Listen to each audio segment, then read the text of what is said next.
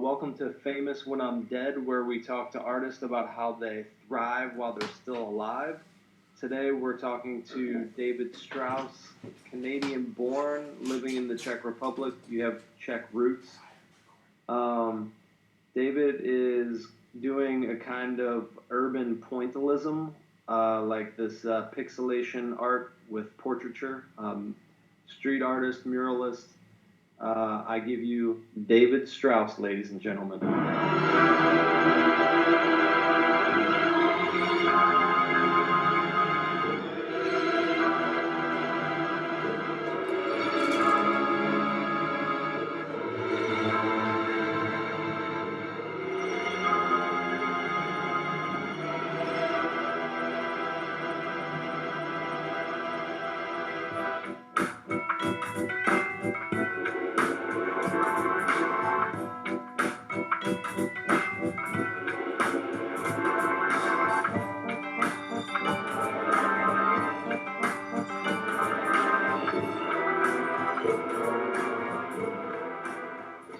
Good morning. Thank you for the incredible introduction.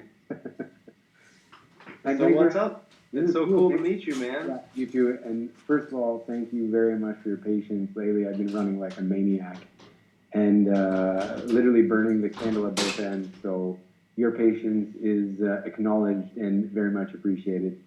Oh, cool. I'm not usually credited for being a patient guy, but well, with me, 100%. I owe you. I'll take it.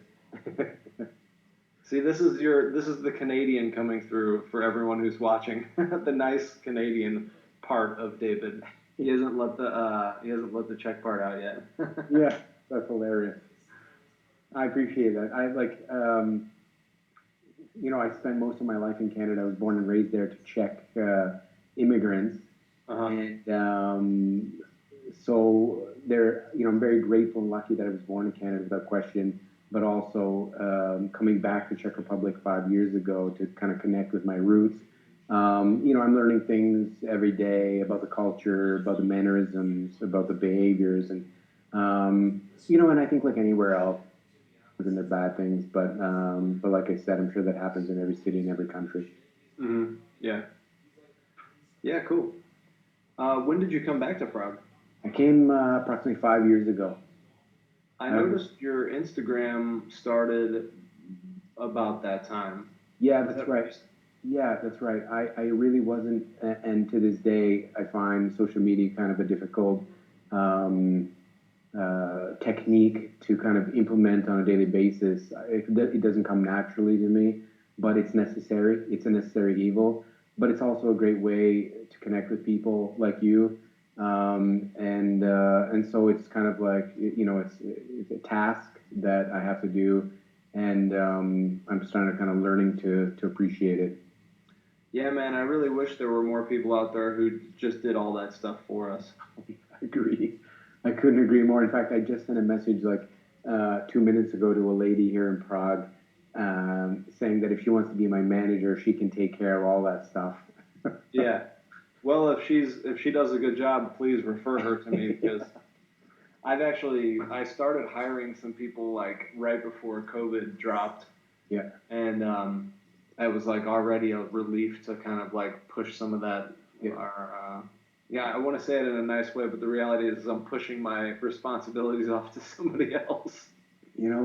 I think that from what I've seen of your work as well, your time is best suited doing what makes you happy, and your talents lie in your art, and then to have to implement some of these business strategies, and unfortunately, I mean, it's a fact of life in our world, that stuff can be kind of burdensome, take a lot of time and effort and energy out of our creativity. So the sooner I can pass it off, the better. You have a gallerist, right? Well, she has a gallery. She has a space here in Prague. And it's a very loose relationship. I wouldn't say that, it's not exclusive. I'm not exclusive to her, but she does represent me to a certain extent. Mm-hmm. And I started watching another interview from a Czech guy.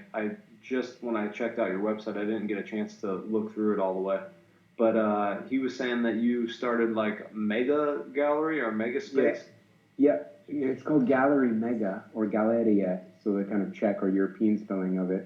Uh huh. Um, and Mega stands for in Czech Městská galerie or urban gallery. Mm, So it's kind of an interesting. This is where I think two or three exhibitions in now, and it is it's an underground space in the subway metro station Karlovo náměstí, really? underground, and it's a glass display case about 17 meters long. And Oh, I occupy the space now to essentially promote exclusively street artists and graffiti artists who essentially don't get a chance to exhibit it in more formal gallery settings. So whoa, that's cool. yeah, it's kind of like a side project. So it's really the display case, right? Like it's all the Yeah, display cases. Okay, yeah, cool. that's right. Yeah, and it's a rather large one, and I figured why not? You know, it's in. I live around the corner, and it's always been empty, and it's slowly but surely being inundated with acid etched tags. And I thought better to use it sooner rather than later. Yeah. So the conversation here in Prague started, and it lasted about 6 months before I got a written agreement. Did you have to But go through Trishtikova, the head of culture? no, I didn't have to go through them. I went through the Metro or Transit Authority here. Ah, Yeah. uh-huh. So just a Cool. yeah, 6 months long process. Yeah, we're actually, I don't want to talk too much about myself, but we're actually on the Charles Bridge. There's an artist association, and they're trying to essentially like wipe out all of the art and music and culture on the bridge completely. That's what they wanted to do. Insane. Yeah, and now we're in negotiations, so I don't really know exactly where that's at, but we're negotiating with like certain restrictions, and they're going to let Yeah. us know in about 3 weeks whether we can keep our jobs or not. Or I really should say whether we can continue to contribute to the cultural scene and atmosphere of Prague or not. That's insane because the first time I came to Czech Republic was in 1991 when the borders were open to my parents. And ever since then, I can remember there were artists plying their trade, selling their work on the bridge. So for me, I mean, it doesn't surprise me. There's a lot of things that change here in Prague, and it's changing quite quickly. But I Yeah, think it's just political posturing. I think it's for somebody to get a new agreement and ask for more money or get another grant or whatever. So I'm yeah, sure, and I hope that you guys will be there for the into the future. yeah, yeah. I mean, it's a dream come true for me. I mean, when I went to art school, I never thought I would be a caricature artist. You know, Yeah, like I was doing studio art and I learned sculpture and a bunch of other stuff. yeah, And then when I moved to Prague, like I couldn't really take my sculpture studio with me on the airplane. right. So, uh, yeah, I just got into it, and now I've been pretty much dedicated to it for like 7 years now. And I dedicated 10 years or 7 years ago that I would do it for 10 years and master it. Yeah, So now I'm year seven. I'm up on the bridge finally, and it's like, man, I couldn't really think of a better job unless I got paid more money not to work. That's yeah. the only thing that could make it better. Listen, you're dope. Your style is dope. Like I love it, Thanks, and man. I don't know if you're gonna be there tomorrow, but I think I'm gonna come and get my caricature Yeah, made. yeah, for sure. Come on, I'll be there tomorrow. Cool. I'm working today too. Are you? Yeah, I'm working a little bit Weather later. permitting, I guess. Yeah, yeah, Yeah. it'll be good this weekend, I think. Nice. So why don't we talk about how you got your start into art, and what I'm really interested in is like what part of like if there was a moment where you kind of knew, or like what was sort of like your call to action, or call to art. Yeah, for sure.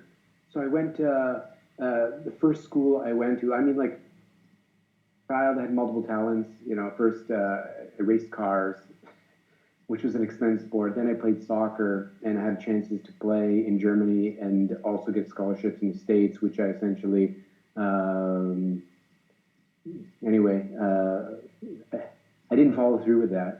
So the third talent, which is something that I did ever since I was a kid, was draw. So the next option for me and my parents saw that, okay, let's go to art school and see where that goes. and then where I was born, the school was called Beale Art, and it essentially was art all day, every day, in all the various disciplines: sculpture, 3D, From what 2D. grade? How Essentially, old? that was I think I was 18 to 20, so it was pre-university. Wow, that's cool. I think that it's ranked or considered as the premium or like number one pre-university art program in Canada. It's incredible, and there's a lot of famous names that went to the school before. So that was like a really eye-opening experience, and that is essentially where I found some of the influences in my work until today.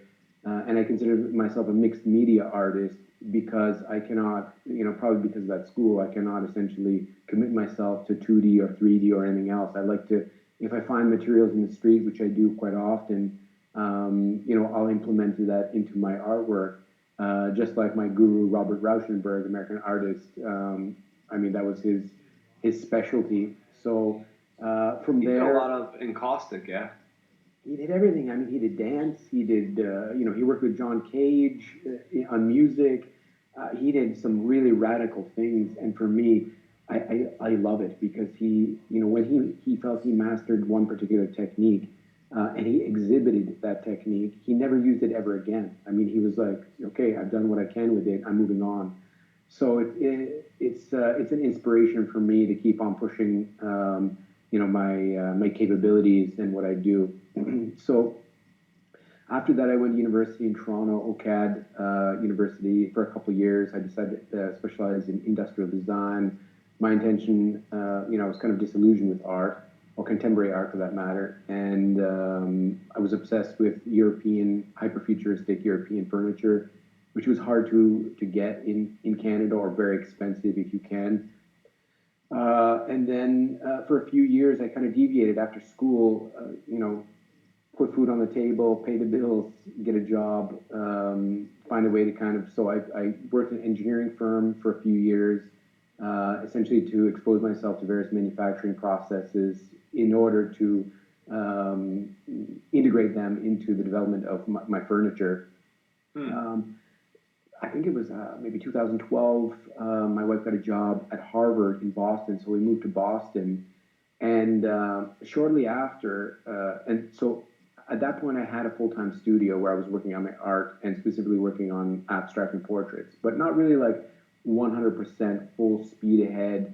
I was working on it, but not really like intensively. Then 2013, I would say that was the year that really changed my life completely. Based on a tragedy in my family, both parents diagnosed with cancer, my mother later passing away.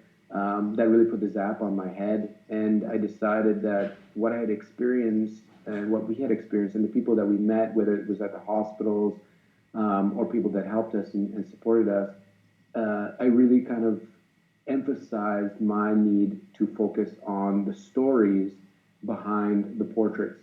So from 2013 on, it's been portraits all day, every day.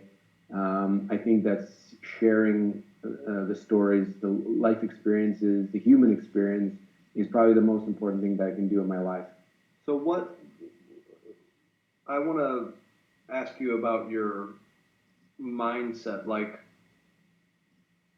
and my condolences about your mother. I appreciate it. Thank you. So when that happened, was there a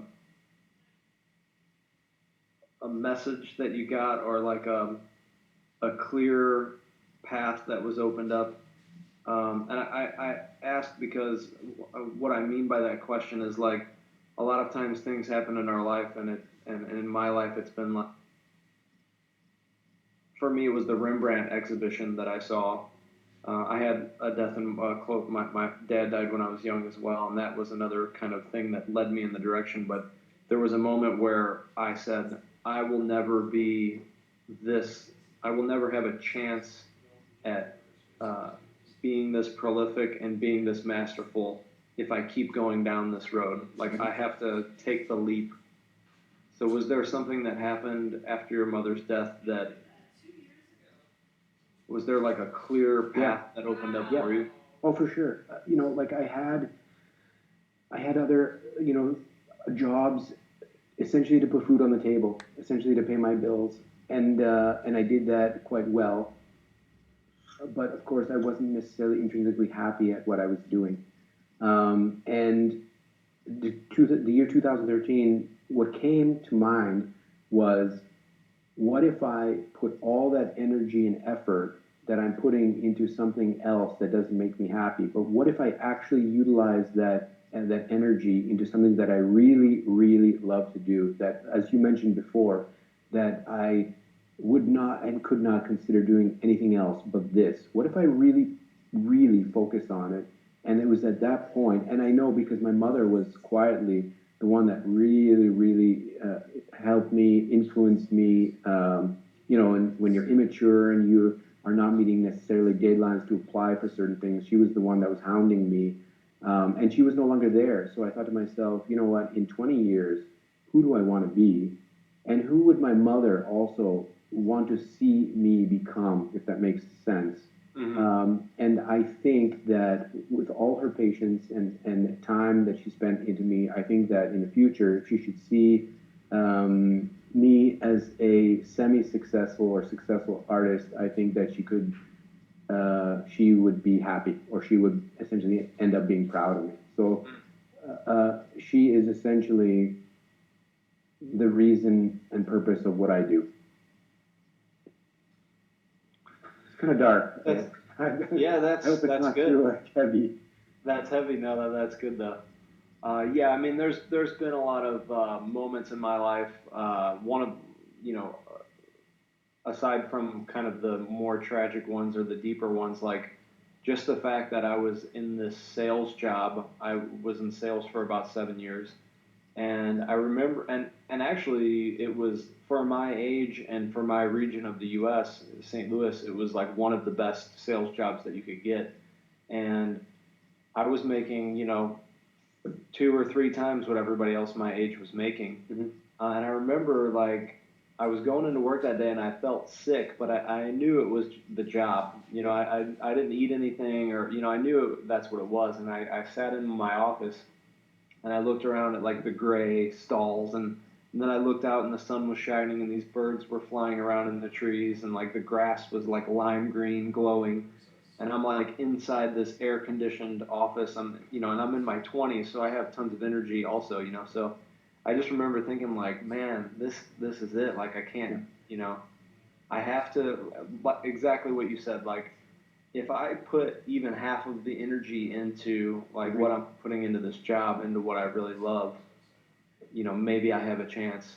And also, I think we have to be willing to sacrifice like the safety, or the quote unquote safety of the job, or the and the comfort, and we have to be willing to like be uncomfortable at least until we figure it out.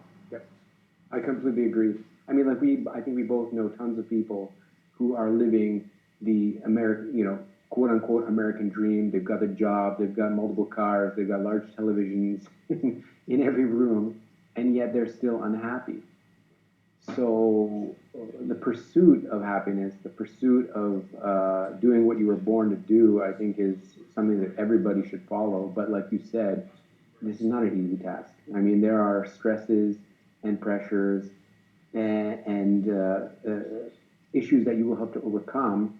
But I believe, and I think you do too, that one day it will all pay off. That in the last moments of life, you can look back on your what you've done and say, listen, because of what I love to do, I think that energy went into the world, and maybe some people received my positive energy instead of me being an angry person working in a job that I hate, but with a great car and a big television. Like Yeah, yeah, yeah. I think that's a good question to ask, and I think that the irony of it is that people usually in their 20s or early or teens or whatever, they can't, as most of the time, can't really grasp this concept of limited time of life. Like when you're young, you don't really think about death that much. no, But when you're faced with it, or when I'm faced with it, and whenever I reflect on that, like lately I've been doing meditations on death, and it's like that's what I have to ask myself. Like when I'm at the end of my life and I look back over my life, like what am I gonna think about it? You know, Sure. am I gonna say, did I take a chance? Did I Yeah. like put my effort into it, or am I gonna say, yeah, I earned this much money for this company? You know? Yeah. Well, it's interesting because, as you know, like I have a brand new exhibition at the Nitro Block, a solo exhibition in the Nitro Block here in Prague, and I'm physically exhausted from the whole process, and it's a murals. However, because of that, last night I heard that Eddie Van Halen had passed away. And Eddie, Van Halen as a child, the song "Jump" was literally like my anthem. And I last night, I might look like a zombie. I hope Skype might have some kind of filter that hide the bags under my. It's not Yeah. helping. No. Yeah, because I didn't get any sleep because I went really I went really down like a dark path. I went from him and the feelings that I had related to his music as an artist, the anthem as a child, to my mom and dad went through, to the healthcare system, to the scandals and the conspiracies, etc. So literally, like, here I am on very few hours of sleep, but the sun is shining and I'm healthy and I'm talking to you, so I have a lot to be thankful for. It's just, like I said, the human experience. These are thoughts and feelings that everybody will go through. So that's life. Yeah. Yeah. Someone put a question up on Facebook the other day, like, write something positive about 2020. And I just wrote, everyone reading this is alive. Yeah, right. Like, no, that's it. Pretty good. Yeah. No, like, and it seems corny, but like recently with a friend of mine who is kind of working as my project manager and assistant on certain projects. Yeah, a young guy with a really kind of positive outlook on life because he's not been tortured by too much of what's going on, or maybe he has not a total understanding of what's going on. But anyway, so through some of the pressures of some of these projects, we said that we will continually throughout the day say, I have a friend and I'm healthy to each other. And at first it seemed really corny, but after you say it a few times, almost like a mantra, I felt like it made more and more sense. And I feel like every time I see him, now he's like my little brother. And I feel like anytime, any challenge that he or I have together or separately, I can say, I have a friend and I'm healthy. And I think that is something I will do in the future. I think it's a great kind of exercise. Yeah. Yeah, it's really easy to get sucked in and caught up in it, especially because of the way the media is treating everything. And yeah, people are just really identifying with the pain body, to use some like spiritual jargon, like people are really getting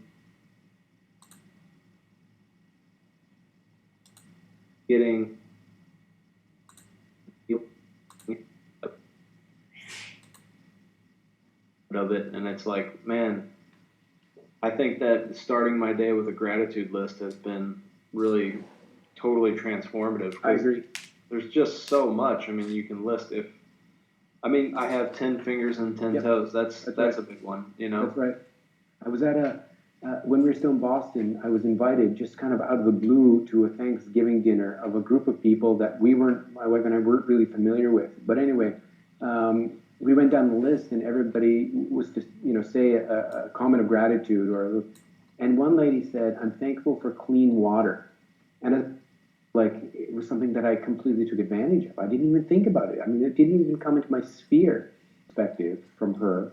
And also, yeah, these are little things like I can hear, I can smell, I can touch, I can go and pour myself a glass of, in this country, Czech Republic, it is an incredibly safe country. Oh yeah. A lot of things to be thankful for. I'm lucky to have citizenship here. I'm lucky to be a part of the art world here and meet so many interesting people. So you're right. A gratitude list is something that I especially in this year, 2020, I think it would help a lot of people overcome some of the stresses of all the bad news.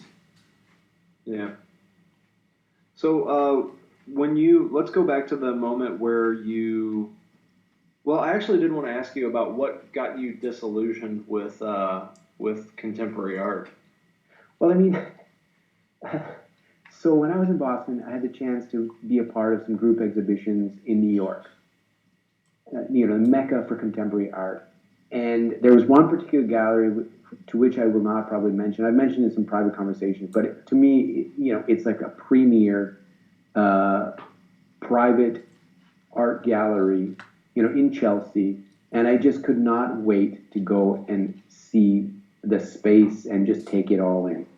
So I went to the space, and I walked in, and of course the secretaries and receptionists, once they see that you're not a millionaire, you're not dressed like a millionaire, they don't even say hello.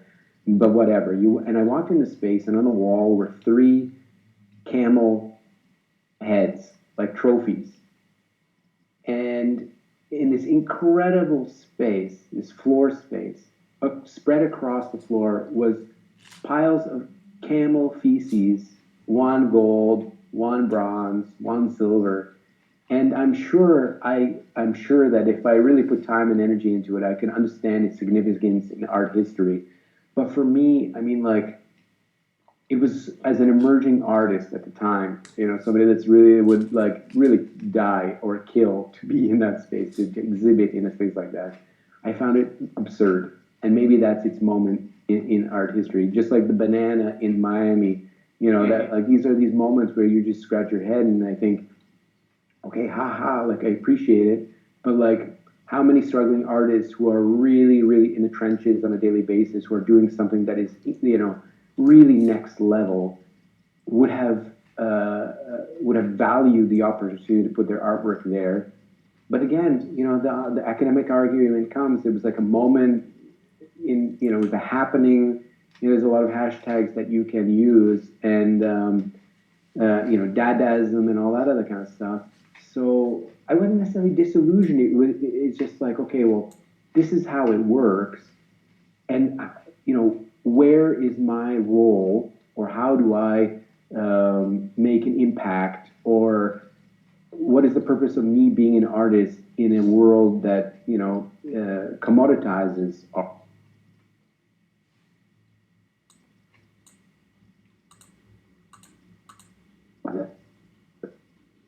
Commoditizes art.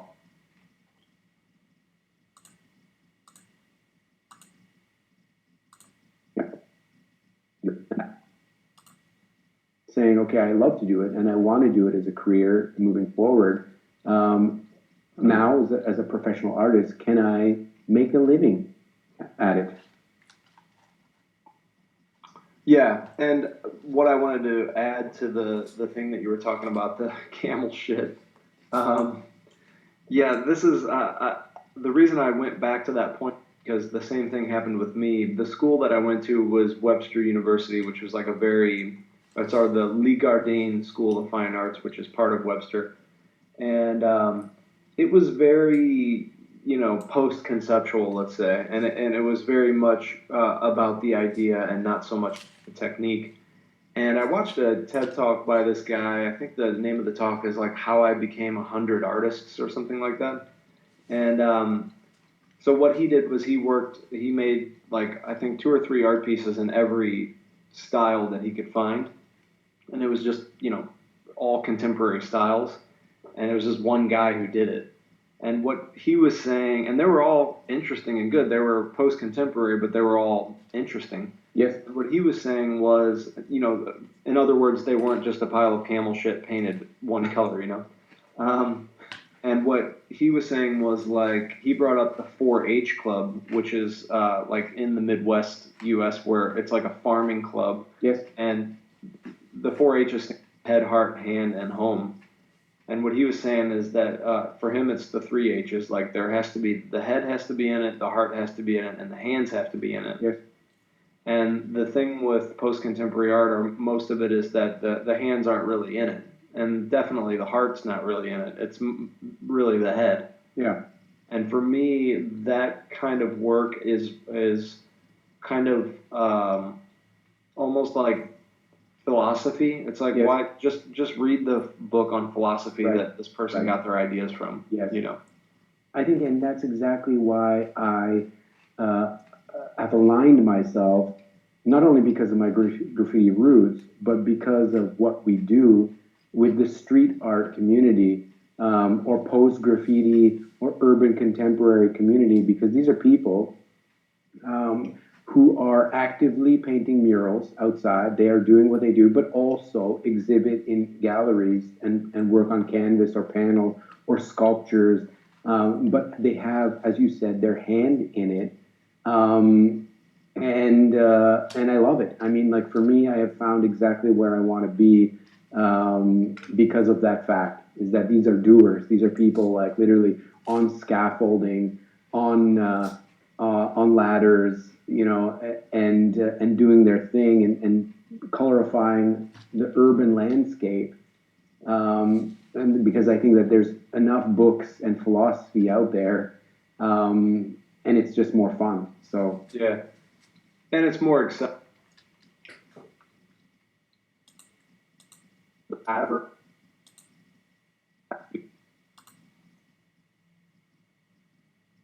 Another fact that I found out was about the percentage of people who actually go to these art exhibitions, pop art or post contemporary exhibitions, and it's like 0.001% of the population, and the people who are buying these pieces kind of the top 10 or top 5% of wealthy people. So right, it's not really art for the people, it's art for the oligarchs and the people who want to be posh. It's kind of like you're making your art and you're spending your time to help someone else make a statement, and it's not about, it's like you're kind of like this small piece of this oligarch's ego. yeah, It's like and the thing with the banana, actually, I was scratching my head on that too, and I did a little research, and I found out the guy who bought the banana was the head of a media company.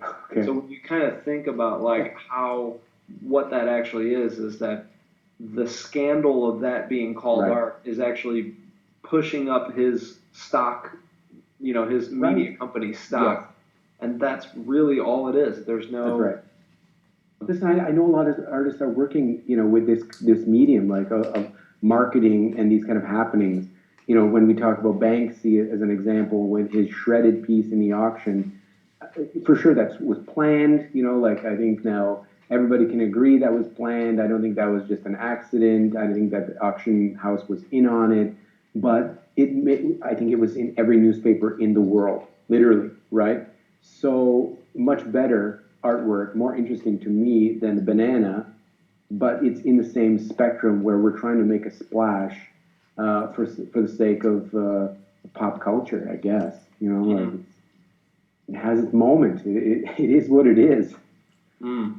Entertains us, I guess. And I also I would pay money. What I would pay money to see is be at the party in some oligarch's mansion when his friends come in and they see gold shit on the floor. I would pay money to photograph his smirk on his face when they come into his space. That would be worth it for me. Yeah, there you go. That's You know? that's an art piece in itself right Yeah, there. right, It's right. like anti-art. I got so much money. I have gold shit on the floor. Like Yeah. that's hilarious. I just the guy that I'm going to interview next week, Matt Garcia. He's a caricature artist, but he lays out like what is a successful caricature, and my argument on this is that this same rule can be applied to any art, which is like like the likes. Like a lot of people, they prioritize the likes, the audience reaction to it, um, the kind of like accolades they get for that work, and his art, and the amount of sales that they get.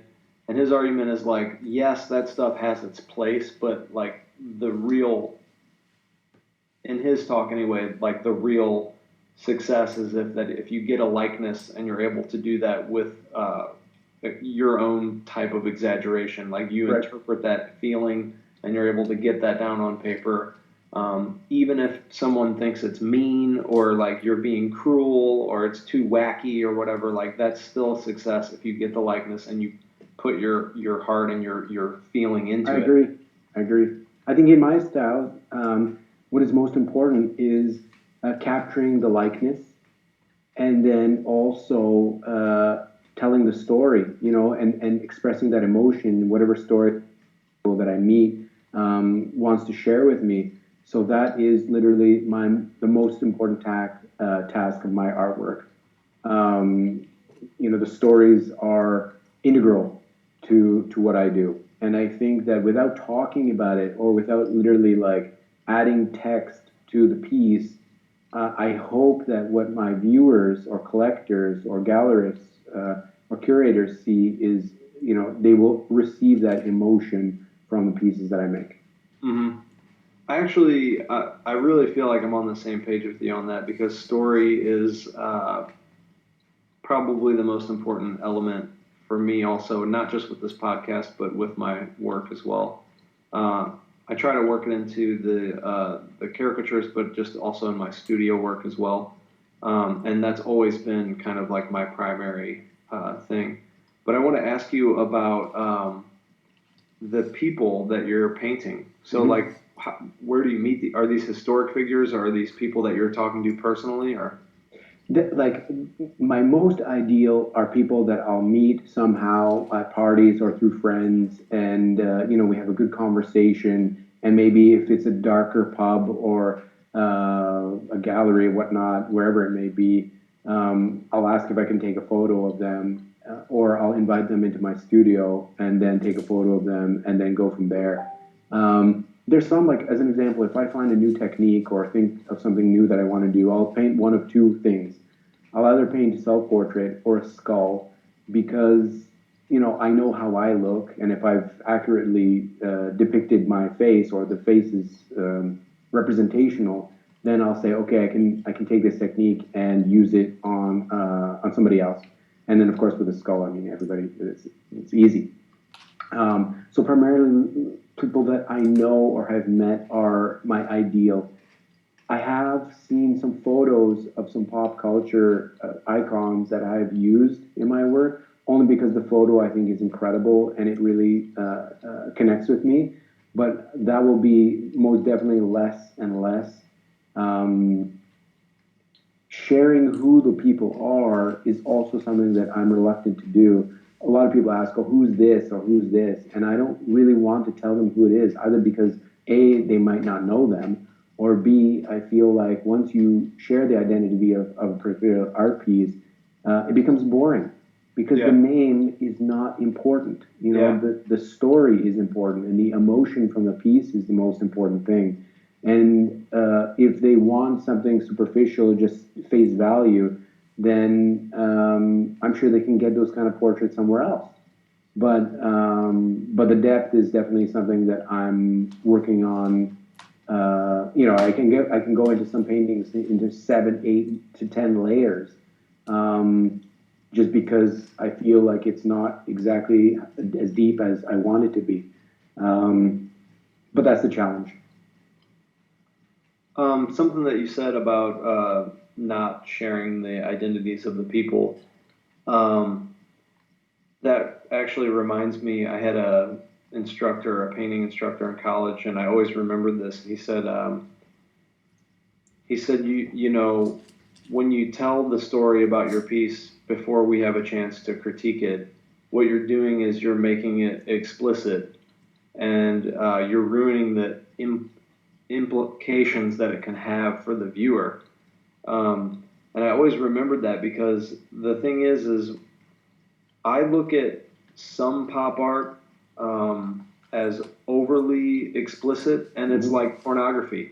It's like Right, there's nothing left to the imagination. right, Like, right, everything is there in HD, oiled up, pounding together. You have no room for interpretation. right, right. Um, so that's interesting. I wanted to ask you about like the stories that you write, because I saw your post about the piece. I forget the name of that square where you did that last mural in Prague, right next to that. I think it's like a high-end clothing shop, and you said that the police were called on you four Oh times. yeah, yeah, that's right. Yeah. So I want to ask you about like the writings that you have in your murals. Yeah, I mean, text or poetry is something that might become more and more prevalent in my artwork as a final layer or embedded in and under some of the layers.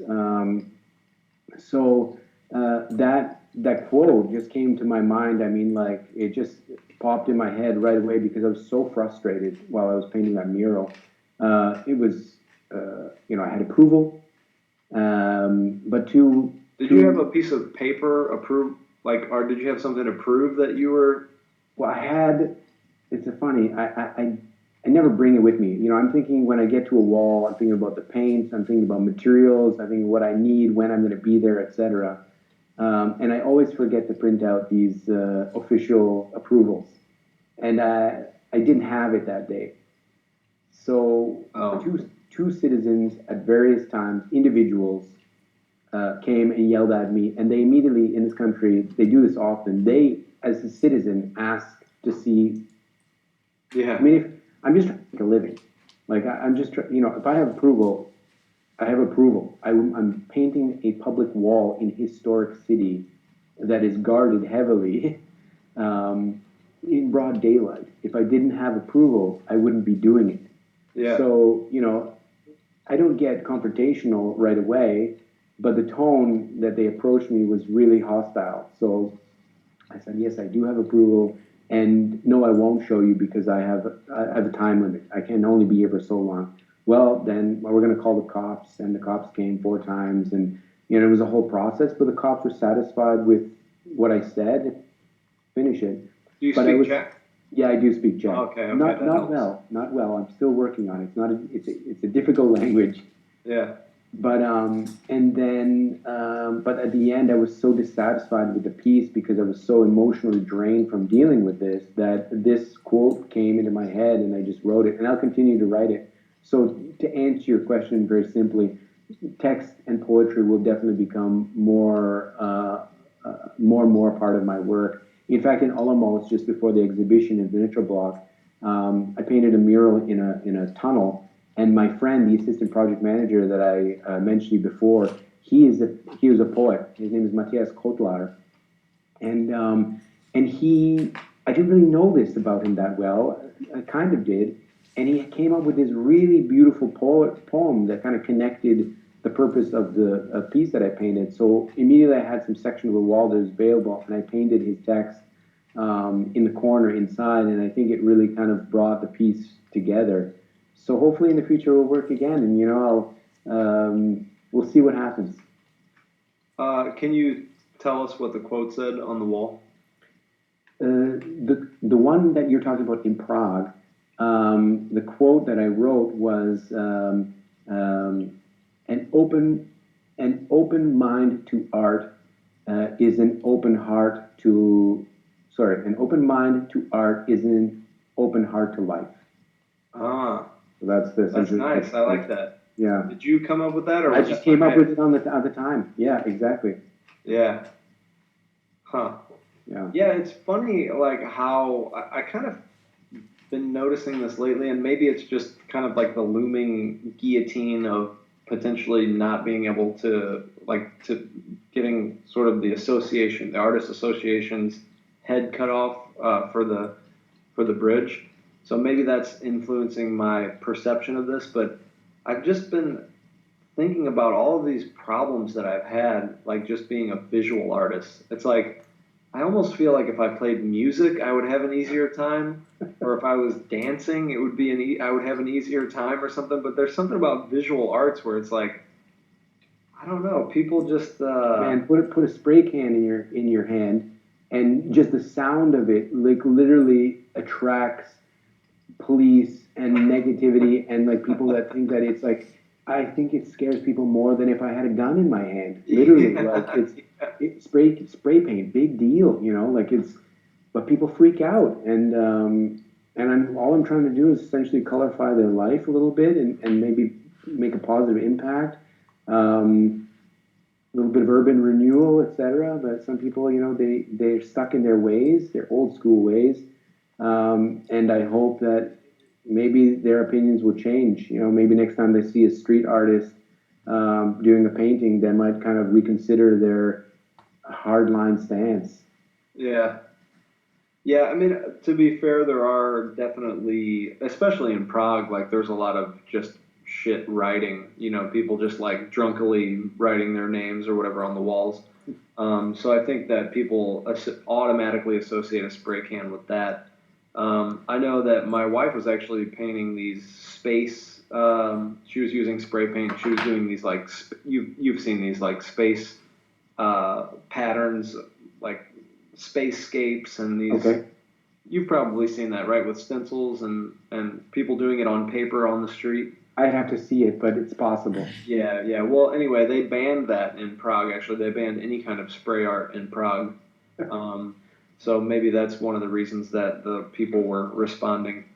But So, yeah, spray paint is evil. yeah, man. Or maybe we can talk a little bit about business or kind of like how when you started that and sort of how you manage it now. Yeah, for sure. Um, in terms of proposing or selling, I mean, it's broad. The topic is broad, right? I Yeah. think that unfortunately, I know a lot of artists don't want to talk about it. It's kind of an unsexy topic, but it's a fact of life. It doesn't matter if you're selling sunglasses or merch or whatever. I think that as an artist, you'll have to implement some of the same strategies as you would if you're selling anything else. Um, First of all, investing into your career. So buying better materials. Um, uh, what else? I mean, essentially making proposals, writing a bio, online, social media, um, invoicing, accounting. I mean, literally every department in any major company is something that you as an artist will have to do in your career. It's just a fact of life. That Yeah. sucks. I hate that. Collections, another thing. Collections, that's another thing. So it's great to sell or you release a piece of artwork with a promise that or maybe they want to pay you in payments, but then getting all that money, that's another it's another task that will have to be addressed. Yeah, that's an easy one to solve. Pay everything up front, right? Not everybody has the money, that they love the work and not, and you feel their passion for your work, and you say, okay, you know what, they're so enthusiastic about your work, and I made a connection with this person, and I feel like, you know what, they seem honest. Let's just make it happen. And they tug at your heartstrings a little bit, and then next thing you know, you're trying to chase them down for the leftover whatever money that Yeah. And it takes a little bit of the soul, or it hurts literally a little bit because I really value the connections I make with people, whether they're collectors or just passive viewers. Um, but it's just a fact of life. I mean, the spectrum exists, good to evil. Yeah. You will run across the spectrum, and I'm going to document it. I'll paint these people as well because it's an interesting story. Hmm. Yeah, I mean, my thing with that is I just collect. If it's a commission, I collect half up front, no matter Yeah, what. yeah, And then when the piece is finished, I collect the other half and then I send it. agreed, agreed. Yeah. Yeah. Do you make digital art? I do not. Okay, so you don't use any kind of digital medium at all. Not in the production of my artwork at all. It's all handmade. It's all, like there's a bit of planning when I do mural projects because I don't have a month to spend on a wall.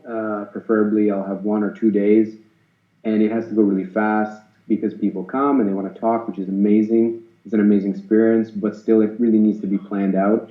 But in the studio, I can spend a week, 2 weeks, a month on a piece, no problem, without any kind of pressure. What about the wall? Like, do you just have like, what if it's a curved wall, or what if Yeah, it's some crazy thing? Like, how do you prepare for the measurements on that space? And that's it. No, that's exactly it. I mean, it was amazing. My friend who owns the store Molotov, which is a brand of spray paint in Prague, he asked me to paint his facade last year. And, initially you go into it with enthusiasm. You're like, yes, this is going to be sick. I'm going to rip this apart, and I'm going to paint 7 murals, 7 portraits. but every indent, every curve of the wall, and there's a ledge, so difficult. But in retrospect, I think I've become an addict to the challenging walls. Like Oh, literally, nice, like nice. to paint a flat wall, great. I love it. It's like like it's just it's fast food. You do it, you eat it, and you enjoy Yeah. it. But these curved, challenging walls become more kind of like fine dining, where you're like, what a pain, blood, sweat, and tears. But after the fact, when you have some effect, or from a different perspective, you can see the portrait, and you move maybe 10 feet to the left, and it gives you a different view of my art. I love it. I can't get enough of it, to be honest. So if anybody has a weird wall that they want painted, please contact me. Yeah, yeah. The last post that you did of the double portrait, which was like Yeah. the red, and that looked like it was a curved wall, right? Yeah, it was essentially a tunnel shaped almost like a worm or like an S almost, and with two entrances in the under like into this space. And when I saw it, I mean, it wasn't a very profitable project, but I knew I had to do it. I just was like, this is, I think that in the end, it's going to look incredible. I didn't have that much time because of the exhibition. The vernissage was the same day that I finished, and I'll go back to kind of fix things. But the satisfaction that I got from painting in that space was quite high. So can I ask you? You don't have to answer this, but what about a mural like that? What would you normally ask for?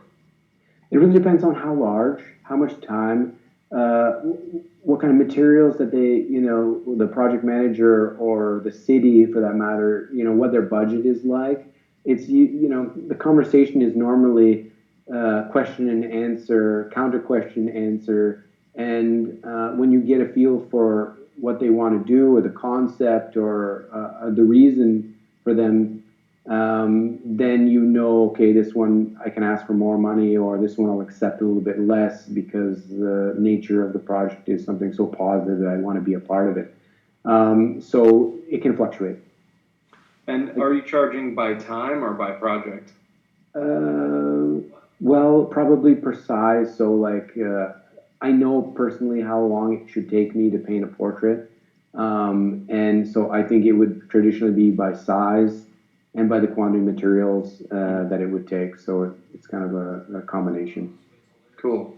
This Do you winter, paint in the winter? yeah, of course, I've got a studio in Pragovka, which is in Prague 9. So I'm lucky that I paint every day. It's a full-time job for me. Preparing for exhibitions. There's already things in the plan for next year. So and then of course with Gallery Mega, I'm going to be exhibiting some of the some really cutting edge graffiti artists and street artists. So just, time is a resource I don't have a lot of, but I'm utilizing it as effectively and as passionately as I can. I'm very kind of calculated in my work, and the techniques that I want to influence by another friend of mine, Matej Olmer. He's an extremely expressive graffiti writer, and so I'm trying to be a little bit more expressive, and I'm trying to get because and then as I said before, the emotions are a little bit more evident. So the skull is extremely expressive. So we'll see if you dig it or not. Hey, I want to ask you about that hat. Is that your signature? That is the logo for the gallery, Mega. Oh, and that's embroidered on there, huh? That is embroidered. Yeah. Nice, nice. Yeah, I wear this all the time. It's a St. Louis hat, but I want to get one with my signature on it. And if you want one of these, I can hook you up. Like with my own style, with my Or own. with this hat. Oh, okay. Yeah, it's a cool hat.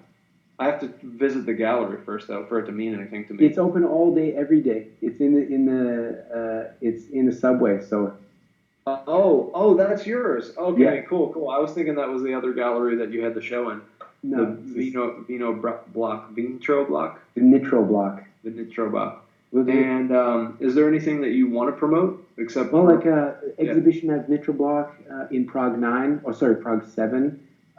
That's the latest and greatest. I've got 20 latest pieces. The show is called Seven Deadly Mediums. Cool. And probably I think, well, next week I'll be painting another mural in Prague 9, and Nice. then I've got another project coming up, which there's going to be a group exhibition as well at Prague Artworks.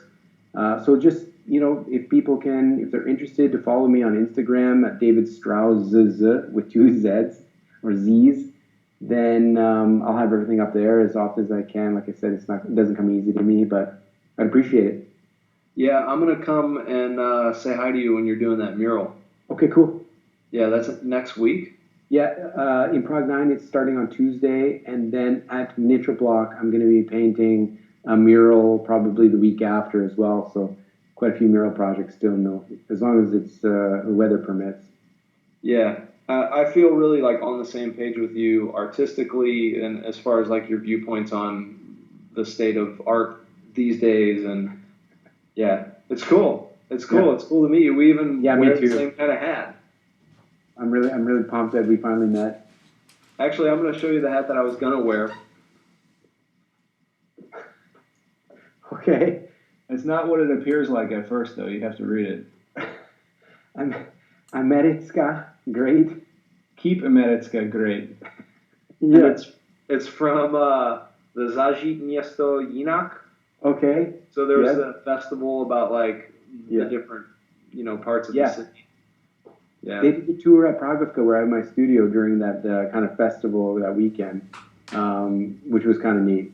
Yeah, because the building is a former factory, and there's about 50 to 100 artists that have their studios there. A great cafe, Cafe Pragovka. It's awesome. Great people own it. The coffee is exceptional, and often also there's a beer garden down there, permanent beer fest, and they've got IPAs and really a lot of like amazing beers. My buddy Max Habinetz has a skate park down there. Like it's like an area. Literally, you can spend all day checking things out there. Wow. Yeah, it's awesome. So open invitation anytime you want to come and chill, Yeah. have a beer with me, have a coffee, talk about art. That's where you have your studio? Yeah. Awesome. Yeah. Cool, man. Well, that's perfect timing. Actually, I'm gonna get to the bridge and try to make some wacky drawings. Get to And work. hope to see you tomorrow. And Totally, man. great to meet you, man. Yeah, totally. Thanks for your time and patience. David Strauss, everybody. Peace. Cool. See you soon, man. Okay, man.